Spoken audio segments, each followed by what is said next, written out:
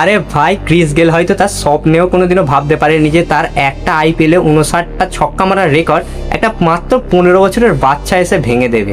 জানি না এইটা দেখে ক্রিস গেল কতটা খুশি হয়েছে, কিংবা সে দুঃখ পেয়েছে কি খুশি হয়েছে এটাও জানি না, কিন্তু আমাদের ভারতীয়দের খুশি হওয়া দরকার।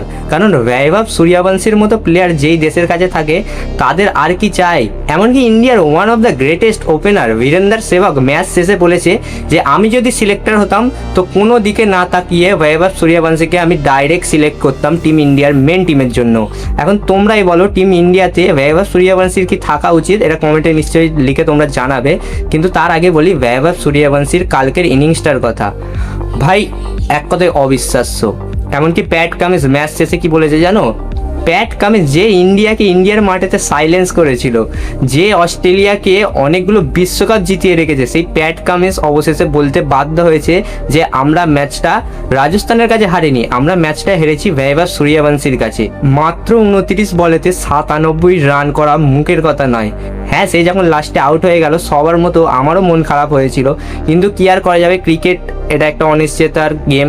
এখানে যেটা ভাববে সেটা হবে না। কেউ কি ভাবতে পেরেছিল ওই 15 বছরের একটা বাচ্চা এসে ক্রিস গেলের রেকর্ড ভেঙে দেবে?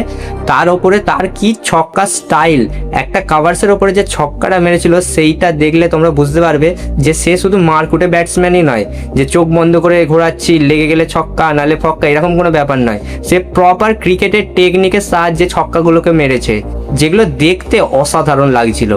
যখন রাজস্থানের প্রথম সিজনে বৈভব সূর্যবংশীকে আমরা দেখেছিলাম তখনই আমরা বুঝে নিয়েছিলাম যে এ পরবর্তীকালে গিয়ে ফিউচারে স্টার হবে, এবং সে আমাদেরকে বারবার প্রমাণ করছে যে সে ইন্ডিয়া টিমে আসার জন্য প্রস্তুত।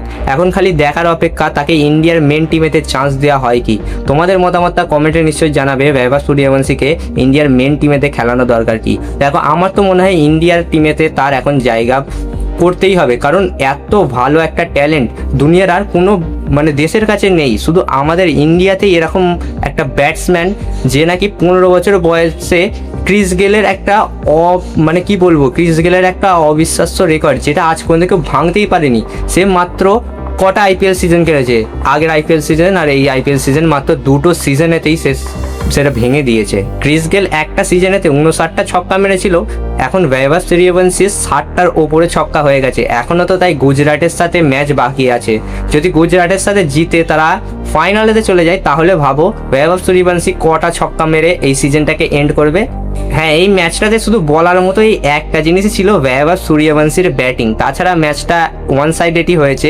হায়দ্রাবাদের কোনো নিয়াতি ছিল না জেতার এই ম্যাচটার, কারণ টস জিতে যখন প্যাট কামিন্স রাজস্থানকে ব্যাটিং করার জন্য আমন্ত্রণ করে তখন থেকেই পাওয়ার প্লেতেই আমরা বুঝে গেছিলাম এই স্কোরটা 200-র ওপরে হবে, আর ঠিক তাই হয়েছে। 240+ স্কোর দিয়েছে হায়দ্রাবাদ। সেখানে চেস করতে এসে যখন প্রথম ওভারেতেই অভিষেক শর্মা আউট হয়ে গেছে তখনই আমরা বুঝতে পেরে গেছিলাম যে ম্যাচটা আর যাই হোক হায়দ্রাবাদ এখান থেকে জিততে অন্তত পারবে না। হ্যাঁ, ক্লোজ যেতে পারে।